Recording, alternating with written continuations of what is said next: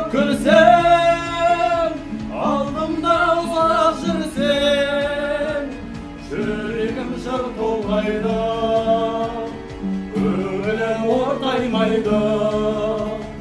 Анасы бар адамда ешқашан қартаймайды.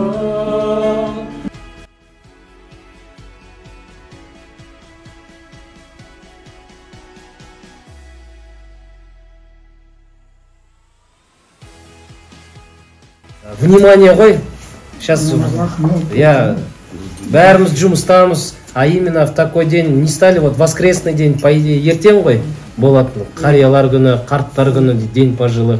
Сол бүгін енді кішкене жұмыс күні болған соң, бүгін кіріп шығайық, ағаларымызды, апайларымызды құттықтап шығайық. Бір внимание, сонымен бір кішкене әнімізді арна бір. Өйткені үйде отырса ән естімейміз, жай телевизордан ғана концертке шығу үшін дайындалу керек. Сол үшін балаларды алып кеп бір өзіміз кішігірім бір көңілдеріңізді көтеру үшін ғой сол.